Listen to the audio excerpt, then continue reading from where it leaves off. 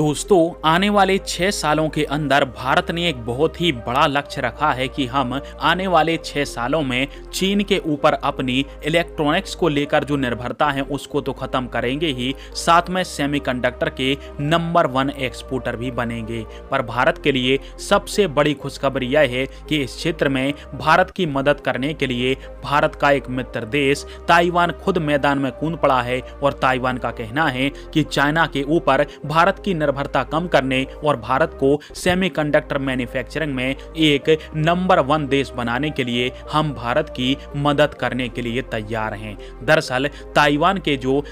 के chambers of commerce के अध्यक्ष हैं जेसन हो जी, उनकी तरफ से भारत के लिए एक ऐसा बयान दिया गया है जिसमें उन्होंने कहा है कि हम जानते हैं कि भारत 2030 तक दुनिया का शीर्ष सेमीकंडक्टर एक्सपोर्टर देश बनना चाहता है और इसके लिए हम भारत की हर मदद करने को तैयार हैं और हमें बड़ी खुशी होगी कि हम भारत के साथ मिलकर सेमीकंडक्टर का निर्माण करेंगे। वैसे हम बता दें कि भारत को जिस प्रकार के सेमीकंडक्टरों की आवश्यकता है, जैसे कि इलेक्ट्रिक और हाइब्रिड कार, ड्रोन के सेमीकंडक्टर, इसके अलावा संचार के उपकरणों में जो सेमीकंडक्टर इस्तेमाल होते हैं, इन सारे सेमीकंडक्टरों को ताइवान भली भांति तरीके से बनाना जानता है। परंतु इन सेमीकंडक्टरों को बनाने के लिए भारी भरकम निवेश की आवश्यकता पड़ेगी, पर भारत के लिए टेंशन की जरूरत नहीं है क्योंकि ताइवान इस क्षेत्र में भारत की सहायता करने के लिए तैयार है और हम काफी ज्यादा उत्सुक हैं कि भारत के साथ मिलकर भारत के अंदर सेमीकंडक्टर की मैन्युफैक्चरिंग करें। और स्क्रीन के ऊपर आप सभी इसका आर्टिकल भी देख सकते हो